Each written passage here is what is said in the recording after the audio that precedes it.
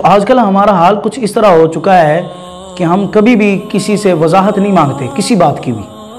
ہم کہتے ہیں کہ نہیں جناب ہمیں وضاحت لینے کی کون سی ضرورت ہے. اچھا یہاں پہ جب بات آتی ہے نا وضاحت کی تو پھر کہیں گے وضاحت لینے کی کیا ضرورت ہے. اچھا جب ان کے مخالف باتیں کرنی ہو, جب ان کے خلاف باتیں کرنی ہو, ان کے خلاف چھپ چھپ کے جناب کبھی کہیں جگہ کبھی کسی جگہ بیٹھ کر پیروں پہ گنڈے کرنے ہو نا ہم نے, تو ہم جناب کھلے دل سے بیٹھ کر وہ آسمان سے ٹاکیاں چھین چھین کر لاتے ہیں باتیں کرنے کے لیے. وہ باتیں کرتے ہیں جو کبھی ہم سوچ بھی نہیں سکتے کہ کوئی ہمارے بارے میں ایسی باتیں کرتا ہوگا یا ہم کسی کے بارے میں ایسی باتیں گری ہوئی کر سکتے ہیں. تو خدا را باتیں کرنے سے پہلے ہمیں سوچ لینا چاہیے کہ ہم جو باتیں کر رہے ہیں کہ واقعتاً ہی باتیں ایسے ہیں, کیا واقعتاً حقیقت یہی کچھ ہے جو ہم بیان کر رہے ہیں. تو کیوں نہ یار جس بندے کے بارے میں ہمیں کچھ عقیدتاً کوئی ڈاؤٹ ہے کہ اس کا عقیدہ خراب ہے یا جناب علی اس شخص کا جو ہے وہ عمل ٹھیک نہیں ہے, اس شخص کے اعمال ٹھیک نہیں ہے, اس شخص کا کردار ٹھیک نہیں ہے, تو جو کچھ عیب نظر آتا ہے تو کبھی ہمیں ٹائم نکال کے اس بندے سے پوچھ لینا چاہیے تاکہ اتنی پریشانیاں نہ بنے, پریشانیوں کا سلوشن جلدی ہو جائے. آپ پریشانیوں کی وجہ سے آپ کا مائنڈ جو ہے آپ کا ذہن جو ہے یہ کسی کنفیوژن میں نہ رہے بلکہ آپ فوراً اس مسئلے کو حل کریں. اس کا حل ایک ہی ہے کہ جب بھی آپ کو کوئی کسی کی بات بتائے یا کوئی مسئلہ بتاتا ہے آپ کو کوئی کسی کے بارے میں تو فوراً مجھ سے وضاحت مانگ لیں کہ بھائی آپ نے ایسی بات کی ہے میرے بارے میں, آپ نے ایسا کچھ کہا ہے میرے بارے میں. کسی کی بات پہ بھی کان نہ دھریں, کسی کی بات پہ بھی جو ہے وہ اپنے آپ کو پکا کر کے کسی کے خلاف باتیں نہ کریں, کسی پہ کیچڑ نہ اچھالیں. آقا کریم علیہ الصلوۃ والسلام کی حدیث پاک کا مفہوم ہے کہ جو شخص بلا وجہ کسی کی بے عزتی کرتا ہے, بلا وجہ کسی مومن مسلمان کی دل آزاری کرتا ہے, وہ سور سے بھی حرام کام کا جو ہے وہ مرتکب ہو رہا ہے. سور کھانے سے بھی حرام بڑھ کے کام جو ہے اس کا جو ہے وہ مرتکب ہو جاتا ہے وہ شخص جو کسی اپنے مومن مسلمان بھائی کی دل آزاری کرتا ہے یا بے عزتی کرنے کا جو ہے وہ سوچتا بھی ہے.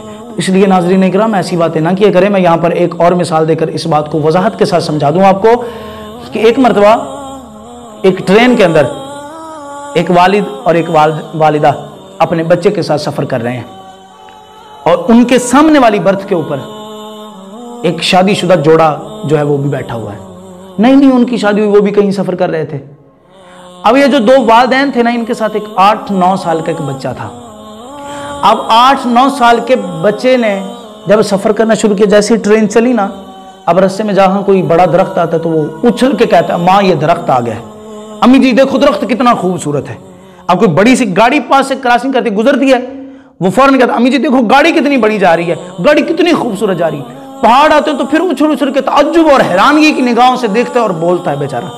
اچھا اب یہ جو سامنے والا جوڑا بیٹھا ہے شادی شدہ, یہ پریشان حال ہے کہ یار اتنا بڑا بچہ ہو گیا, 8 سال 9 سال تیری عمر ہے اور تجھے جناب درخت پہلی بار دیکھا ہے, گاڑی پہلی بار دیکھی ہے, پہاڑ پہلی بار دیکھے ہیں تو نے, یہ کیسی باتیں کر رہا ہے یہ بچہ. وہ بچے کے بارے میں ایسی حرکات و سکنات دیکھ کے بڑے پریشان ہوئے کہ یہ بچہ کیسی باتیں کرتا ہے. لیکن گاڑی کسی جگہ سٹاپ کیا, گاڑی نے, گاڑی رکی.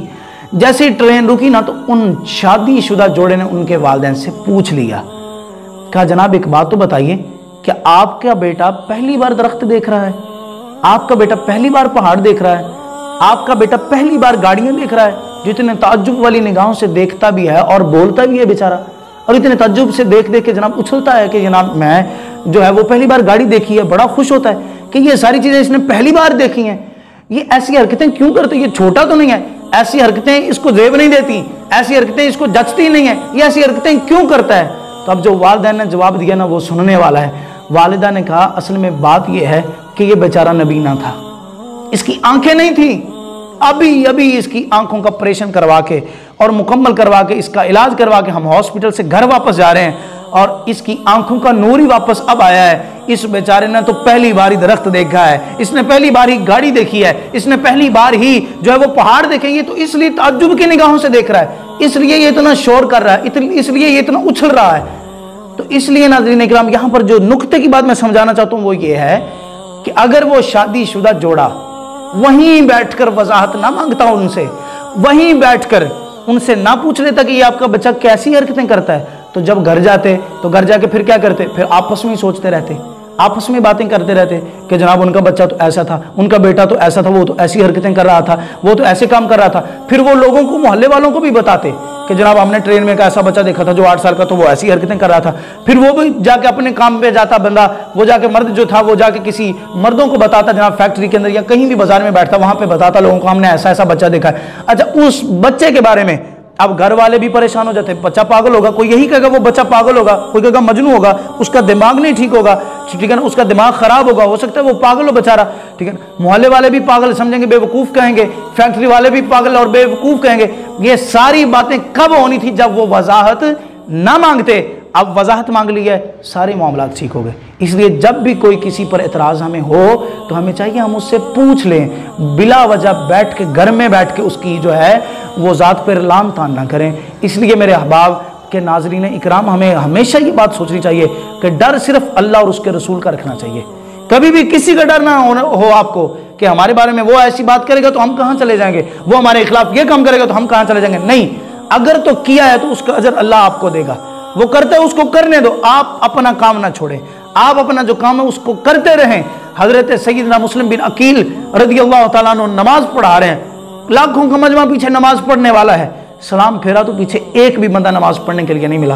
तो अब हजरत मुस्लिम बिन अकील रज़ियल्लाहु ताला अन्हु को बुरा कहें? नहीं, उनको बुरा नहीं कहा जाएगा माज़अल्लाह, बल्कि ये जो पीछे साथ छोड़ने वाले कूफी थे, बुरा इनको कहा जाएगा जिन्होंने उनका साथ छोड़ दिया है। तो इसलिए मेरे अहबाब ज़ीवकर, कोई भी साथ छोड़ता है या साथ देता है, छोड़िए इन बातों को, अल्लाह और उसके रसूल सल्लल्लाहु अलैहि वसल्लम का काम करिए। और अगर कोई बात करता है तो उससे वजाहत ज़रूर लीजिए, वजाहत के बगैर किसी के खिलाफ बात ना कीजिए, ना किसी की बात सुनिए, अपने कानों और आंखों को बंद कीजिए और आप अपना काम कीजिए।